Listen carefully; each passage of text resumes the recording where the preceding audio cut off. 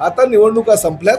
आता फक्त आणि फक्त मीरा भाईंदर काही लोकांपासून भ्रष्टाचार मुक्त ठेवायचं आणि मीरा भाईंदर शहरामध्ये पूर्णपणे विकास करायचा हे धोरण प्रताप सरनाईकने आखलेलं आहे. मराठी अमराठी वाद किंवा हिंदू मुस्लिम वाद ह्याचा फायदा मराठी अमराठी वाद केला, त्याचा फायदा मनसे आणि शिवसेनेला म्हणजे उभाटाला झाला आणि हिंदू मुस्लिम वाद केला त्याचा फायदा हा भारतीय जनता पक्षाला आला. आता बघा मी मी मी एक गोष्ट सांगू का, हे आता इलेक्शन संपलेलं आहे आणि निवडणुकीच्या आधी काय झालं ते राजकीय सगळ्या गोष्टी होतच राहतात. त्यामुळे आता त्याच्यावर चर्चा करून जर काही होऊ शकत नसेल तर उलट चर्चा करून काय फायदा. आणि मला असं वाटतं की तुमच्यापैकी बऱ्याच सिनियर पत्रकारांनी छापलेलं आहे की किती ठिकाणी शिवसेनेचं नुकसान झालं आणि किती ठिकाणी भारतीय जनता पार्टीचा फायदा झाला. त्यामुळे अजून मला त्यावर काही सांगायची गरज नाही. आता निवडणुका संपल्यात. आता फक्त आणि फक्त मीरा भाईंदर काही लोकांपासून भ्रष्टाचार मुक्त ठेवायचं आणि मीरा भाईंदर शहरामध्ये पूर्णपणे विकास करायचं हे धोरण प्रताप सरनाईकने आखलेलं आहे. कारण प्रताप सरनाईक राज्याचा मंत्री पण आहे आणि प्रताप सरनाईक या शहराचा आमदार पण आहे.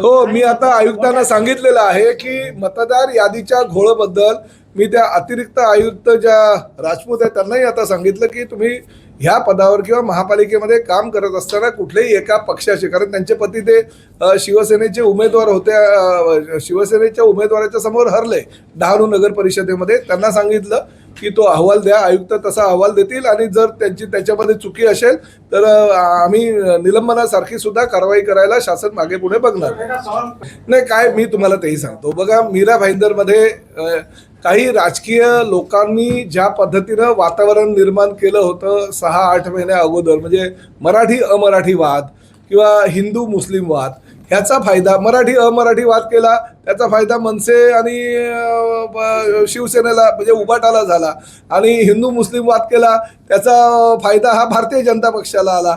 आम्ही लोक फक्त विकासाची कामं करत होतो आणि विकास घेऊन गेलो. लोकांनी विकासावर कदाचित विश्वास ठेवला नसेल म्हणून आम्हाला मतदान केलं नसेल. परंतु एक गोष्ट मात्र नक्की, हिंदू मुस्लिमवाल्यांचा फायदा झाला, मराठी अमराठीवाल्यांचा फायदा झाला. आम्ही मात्र विकासाच्या मुद्द्यावर निवडणूक लढलो म्हणून आमचं कदाचित नुकसान झालं. परंतु आमचा जनतेवर विश्वास आहे. पुढली 5 वर्ष आम्ही मेहनत करू, काम करू, अजून केलेली काम दुपटीनं तिपटीनं करू आणि लोकांना आज नाही तर उद्या लोकांना आमच्यावर विश्वास दाखवून मतदान करायला परावृत्त करू. मेहता साहब के साथ आपका समन्वय बना रहेगा?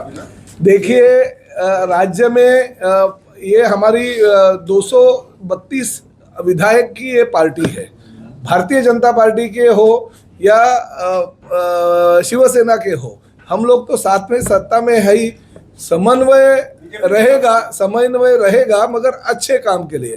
अगर गलत तरीके से काम कुछ भी शहर में होता रहेगा तो सबसे पहले प्रताप सरनाईक सामने रहेगा. आमचे नगरसेवक सुद्धा 3च निवडून आले, म्हणजे असं नाही की फार मोठा दबाव वगैरे त्या ठिकाणी होईल वगैरे. मी त्या नगरसेवकांना सुद्धा आम्हाला विचारलं, अरे बाबा तुम्हाला सत्तेत जायचं असेल तर मी सांगतो बाबा आताच घेऊन जा, कारण मी एकटा सक्षम आहे यांच्या सगळ्यांना भारी पाहिजे. मी आधीच सांगितलं, त्याला बोलवून विचारलं. त्यामुळे ठीक आहे, नगरसेवक आले किंवा नाही आले, फक्त असं आहे की शहराला अजून विकसित करण्यासाठी आणि भ्रष्टाचार मुक्त करण्यासाठी आम्ही आवाहन केलं होतं. लोकांना जर त्यांचं सरकार पाहिजे असेल तर आमची काही ना नाही, आम्ही प्रयत्न करू, पुढल्या 5 वर्षामध्ये प्रयत्न करू. अजून सपनों का शहर प्रताप सरनाईक बनाते रहेगा.